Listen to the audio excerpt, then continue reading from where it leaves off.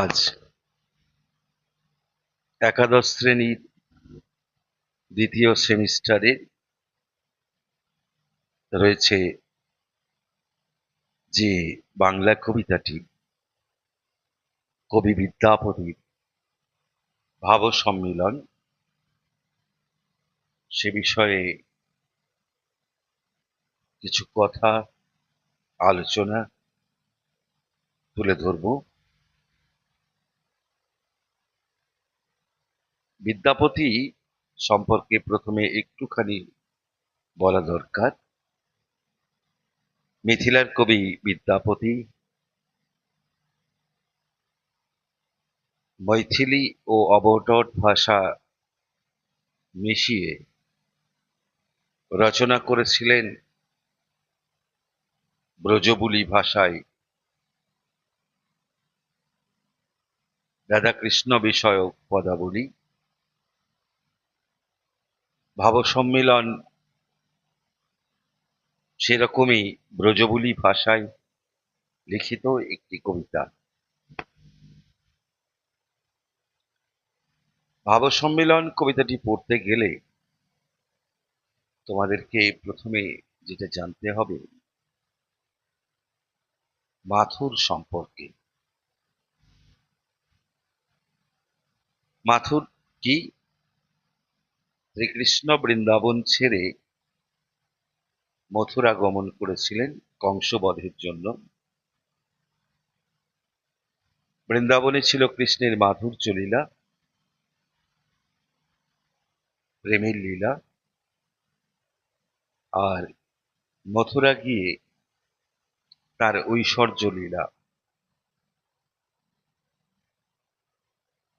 কৃষ্ণ মাধুর্যের জগৎ থেকে ঐশ্বর্যের জগতে গিয়ে আর কখনো বৃন্দাবনে ফিরে আসেননি। বৃন্দাবনবাসী শ্রী রাধিকা এরা অত্যন্ত দুঃখ কষ্ট যন্ত্রণা পেয়েছিলেন শ্রীকৃষ্ণের বিচ্ছেদে। শ্রী রাধিকা কৃষ্ণের প্রেমিকা, প্রণয়িনী। শাস্ত্র অনুসারে তিনি শ্রীকৃষ্ণের লাদিনী শক্তি, তাঁরই অংশজাত। কিন্তু লৌকিক দৃষ্টিভঙ্গি অনুসারে তাদের প্রেম পরকীয়া প্রেম। শ্রী রাধিকা আয়ান ঘোষের স্ত্রী। এ প্রেম সামাজিকভাবে অবৈধ, কিন্তু বৈষ্ণব দর্শন অনুসারে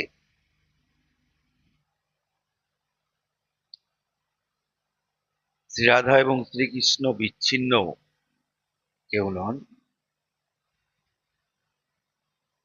তারা পরমাত্মা ও জীবাত্মার প্রতীক।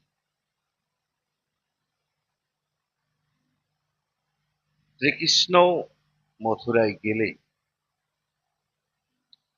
শ্রী রাধিকা হাহাকারে ভেঙে পড়েন। তিনি আর মথুরা ছেড়ে বৃন্দাবনে আসেননি। তাই বৈষ্ণব কবিরা রাধা কৃষ্ণের এই বিচ্ছেদকে মেনে নিতে পারেননি। এই বিরহ অনন্ত বিরহ। তাই ভাবজগতে রাধাকৃষ্ণের মিলন ঘটিয়েছেন রাধার প্রতি সমবেদনা সম্পন্ন কবিগণ।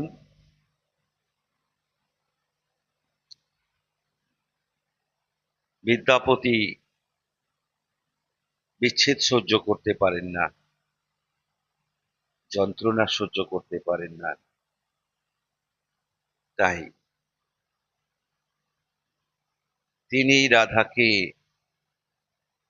শ্রীকৃষ্ণের সঙ্গে মিলিয়ে দিয়েছেন ভাব সম্মিলনের পদ রচনা করে। এ এক ভাবের জগতে মিলন, মনের জগতে মিলন। রবীন্দ্রনাথের ভাষায়, কোথাও আমার হারিয়ে যাওয়ার নেই মানা মনে মনে।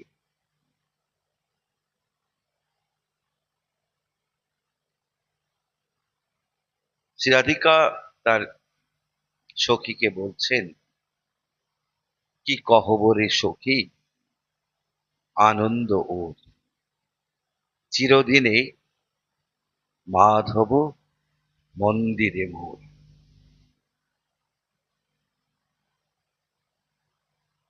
শ্রী রাধা বলছেন, শ্রীকৃষ্ণ মথুরাতে গেলেও চিরদিন তিনি রয়েছেন তার হৃদয় মন্দিরে।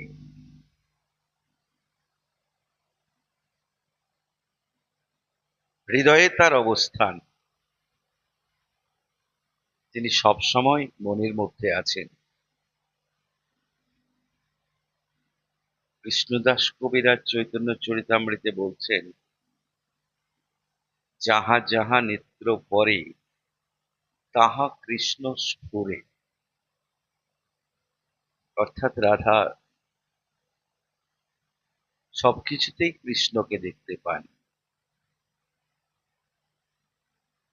সব মুহূর্তে দেখতে পান। কৃষ্ণের সঙ্গে তার বিচ্ছেদ নেই, বিভেদও নেই।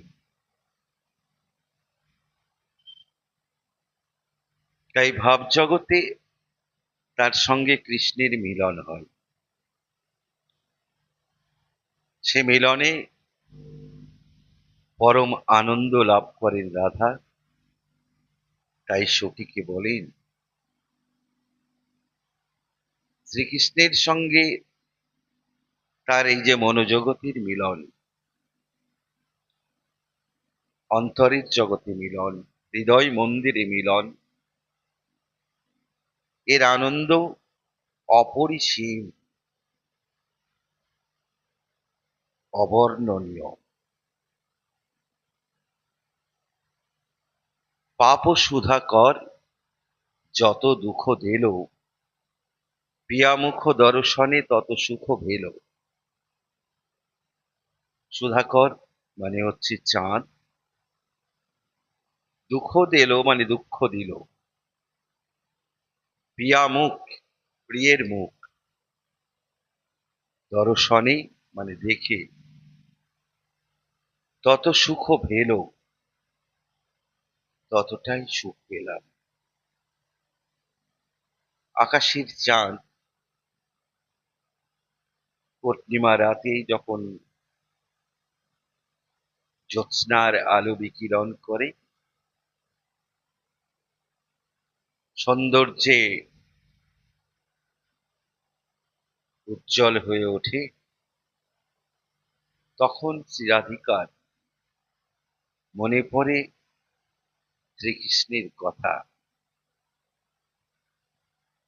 ওই চাঁদের সঙ্গে যেন কৃষ্ণের আশ্চর্য মিল আছে। চাঁদ মনে করিয়ে দেয় কৃষ্ণকে, কিন্তু কৃষ্ণ তো বৃন্দাবনে নেই, তার কায়া বৃন্দাবনে নেই। তিনি গেছেন কংসবধের জন্য মথুরায়। তাই চাঁদকে দেখলে শ্রী রাধিকার কষ্ট হয়, বারবার মনে পড়ে কৃষ্ণের কথা। চাঁদ যেন তাকে কষ্ট দেয়, যন্ত্রণা দেয়, কৃষ্ণের কথা মনে পড়িয়ে। তাই চাঁদকে বলছেন পাপ সুধাকর।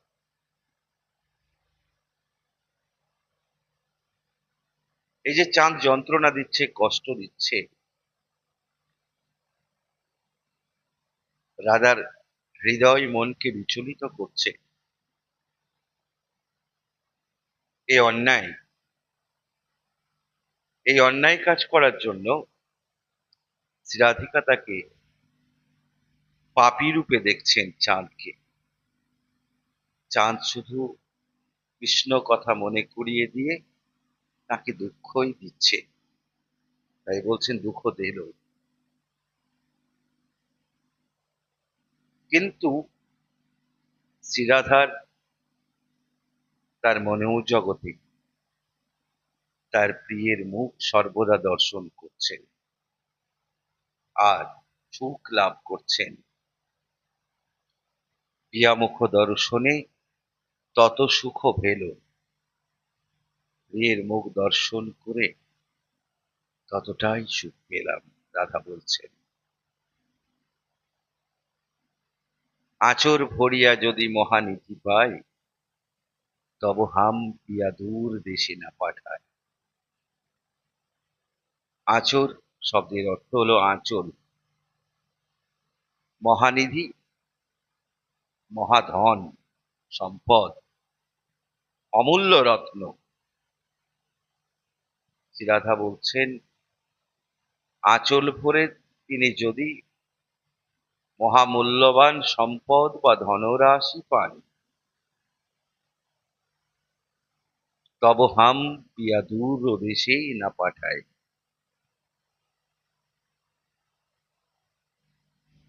তবু তিনি তার প্রিয়কে দূর দেশে, বিদেশে পাঠাতে পারবেন না। অর্থ, সম্পদ, মণি মাণিক্য রাধার কাছে মূল্যহীন।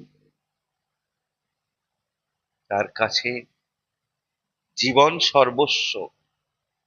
জীবনের শ্রেষ্ঠ সম্পদ হলেন তার প্রিয়তম কৃষ্ণ। কোন সম্পদের বিনিময়ে তিনি কৃষ্ণকে ছাড়তে পারবেন না। ওসব তার কাছে তুচ্ছ। কৃষ্ণকে তিনি দূরদেশেও পাঠাবেন না। কোথায় রাখবেন? আপন অন্তরে, হৃদয় মন্দিরে। তিনি যেন, সে রবীন্দ্রনাথের গানের কথাই বলতে হয়, আমার হিয়ার মাঝে লুকিয়েছিলে, দেখতে তোমায় পাইনি। আমি বাহির পানে চোখ মেলেছি, হিয়ার পানে চাইনি। কিন্তু রাধা বাইরের দিকে তাকাননি, তার হৃদয়ে তাকিয়েছেন। তার হৃদয়ের মধ্যে লুকিয়ে আছেন প্রিয়তম কৃষ্ণ। তাই তিনি সুখী। দুঃখ তার কাছে পরাজয় মেনেছে।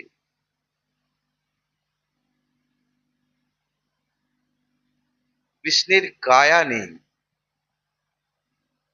কিন্তু তার অস্তিত্ব অনুভব করছেন তিনি সর্বদা মানস জগতে, ধ্যানের জগতে।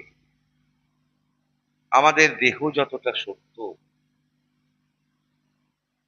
মনও ততটাই সত্য। আমরা শুধু দেহে বাঁচি না, মনে বাঁচি। এই মনই আমাদের সবকিছুকে নিয়ন্ত্রণ করে। মনের মধ্যেই বাঁচা মরা। তাই রাধা কৃষ্ণকে সন্ধান করেন আপন হৃদয়ে, আপন অন্তরে।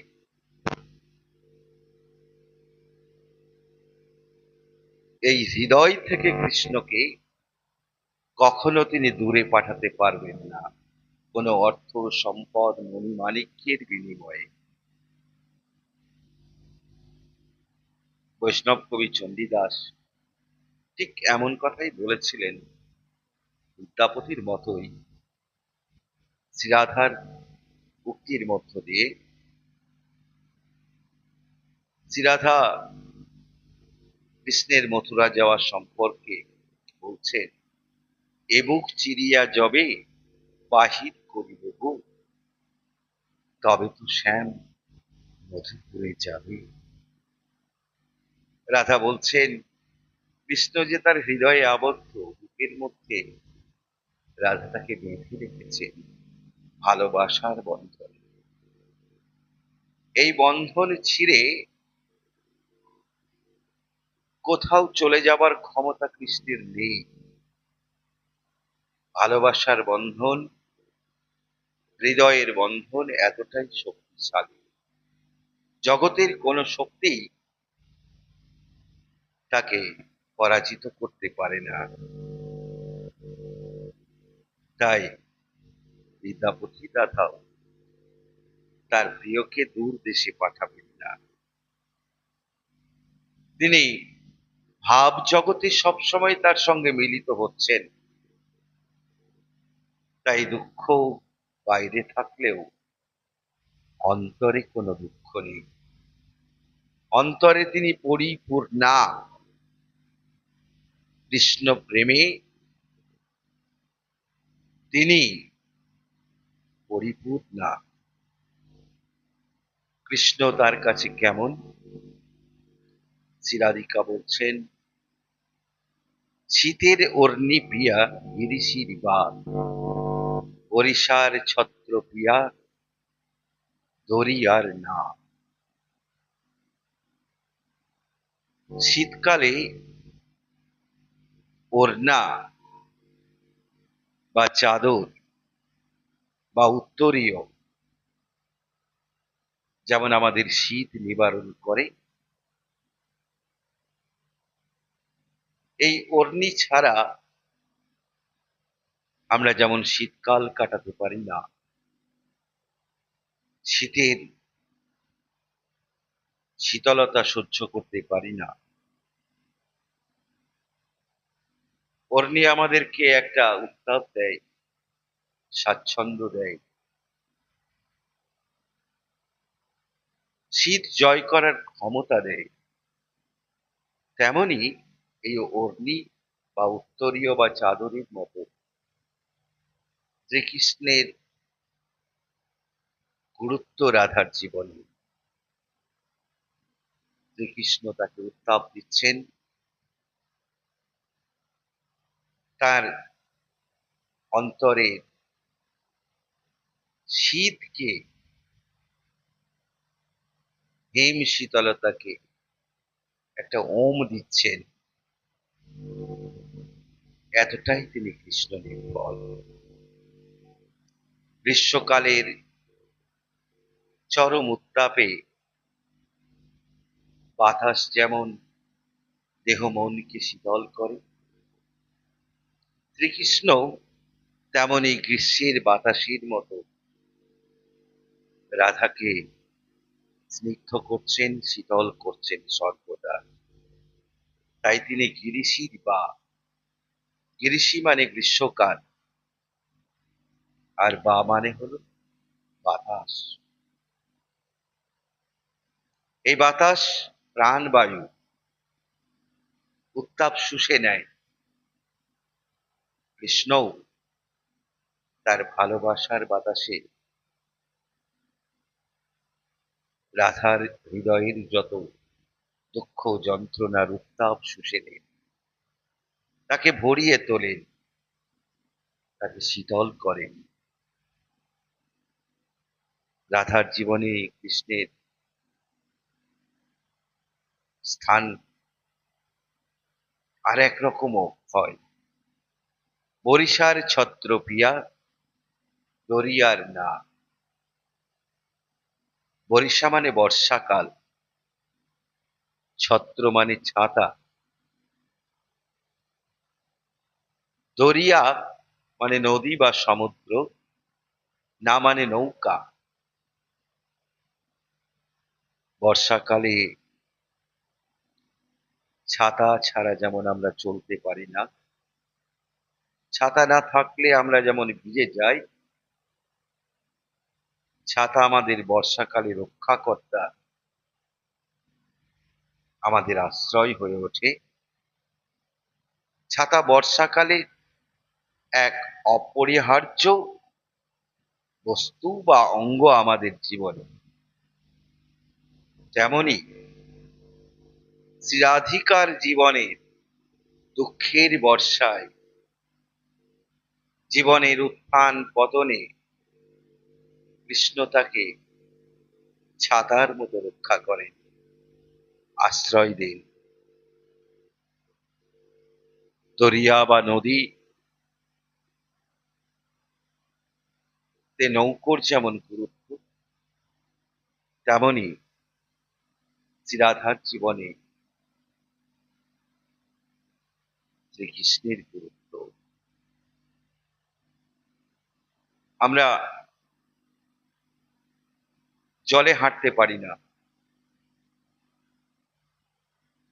কিন্তু জলের উপর ভেসে থাকতে পারি একটা নৌকোকে আশ্রয় করে। জলপথে ভ্রমণ করতে পারি নৌকোকে আশ্রয় করে।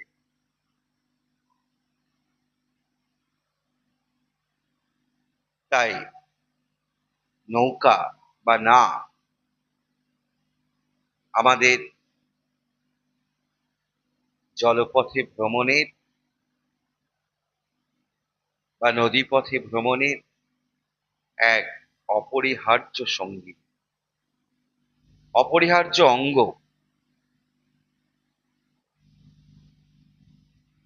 নৌকো না থাকলে আমরা জলে ডুবে যাব। নৌকো আমাদের রক্ষাকর্তা। ঠিক শ্রীরাধার জীবনেও এই নৌকোর মতো ভূমিকা গ্রহণ করেন শ্রীকৃষ্ণ। জীবন একটা নদী বা সমুদ্রের মতো, সেই জীবন নদীতে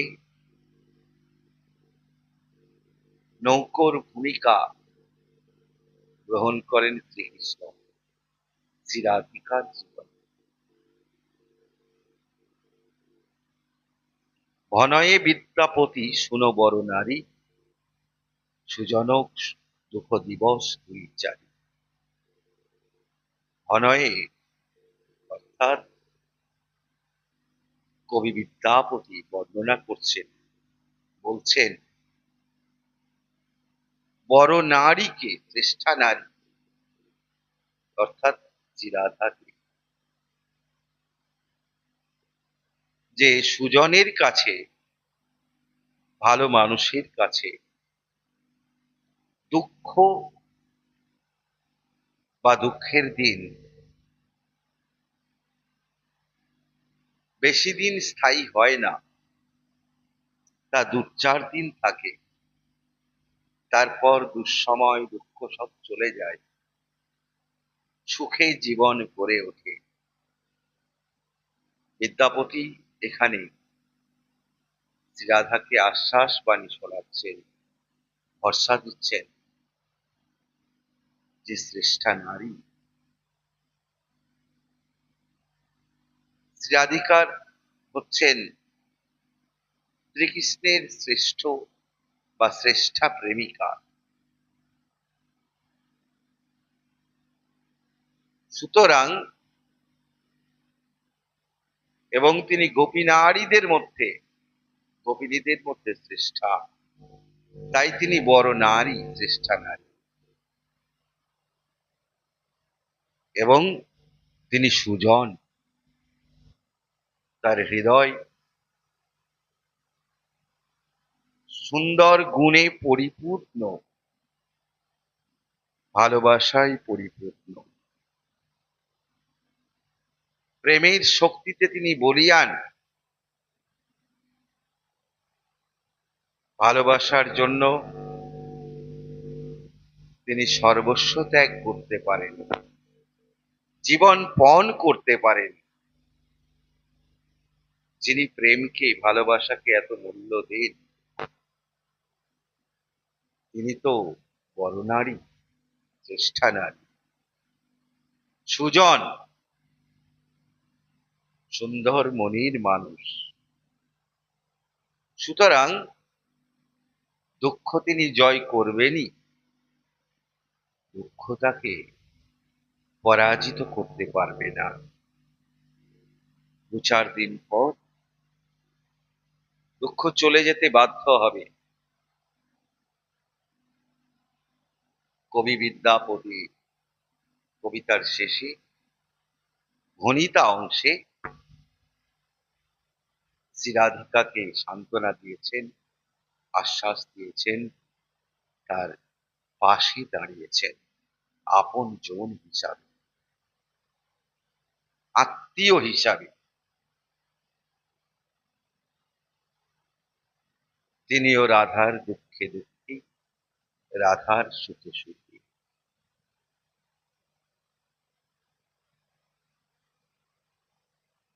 আমাদের একটা কথা মনে পড়ছে, রবীন্দ্রনাথ বিদ্যাপতি এবং চণ্ডীদাসের তুলনা সম্পর্কে বলেছিলেন,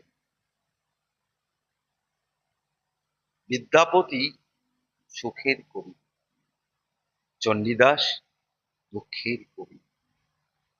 বিদ্যাপতি বিরহে কাতর হইয়া পড়ে,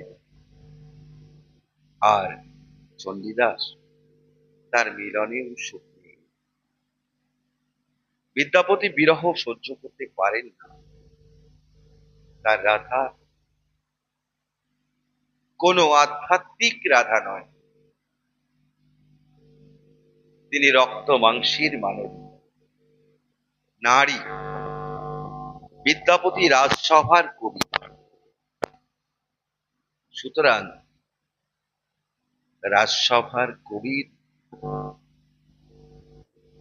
মানবিক দৃষ্টিভঙ্গি এই কবিতার মধ্যে প্রতিফলিত হয়েছে।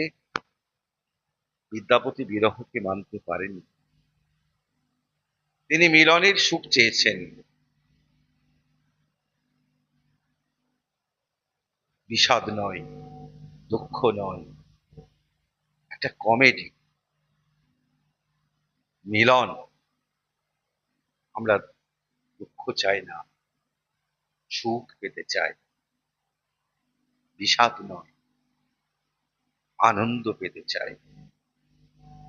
ভাব সম্মিলনের মধ্য দিয়ে বিদ্যাপতি সেই আনন্দে অবগাহন করিয়েছেন তার শ্রীরাধাকে কৃষ্ণ প্রেমীর সমুদ্রে, কৃষ্ণ প্রেমীর নদীতে।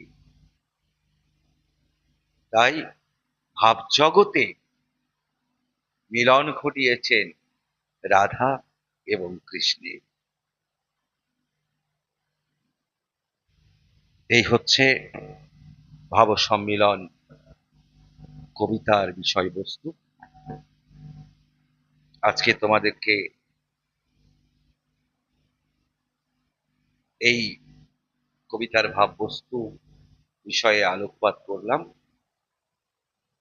পরবর্তীতে এই কবিতা থেকে কি ধরনের প্রশ্ন হতে পারে, তার উত্তর কেমন হবে, সে নিয়ে পরবর্তী পর্যায়ে আলোচনা করব। তোমরা কবিতাটা বেশ কয়েকবার পড়বে, প্রত্যেকটা শব্দের অর্থগুলো জানবে। বিদ্যাপতি ভাব সম্মিলন বলতে কি বুঝিয়েছেন, ভাব সম্মিলনের তাৎপর্য কি, ভাব সম্মিলনের পদ কেন লেখা হয়েছে, এই সব বিষয়গুলো নিয়ে আলোচনা করেছি। তোমরা সেগুলো উপলব্ধি করার চেষ্টা করবে। আশা করি তোমাদের কাছে বিষয়টা স্পষ্ট হয়েছে। তোমাদের সকলকে শুভেচ্ছা জানিয়ে আজকের মতো একাদশ শ্রেণীর দ্বিতীয় সেমিস্টারের কবিতার ক্লাস শেষ করছি।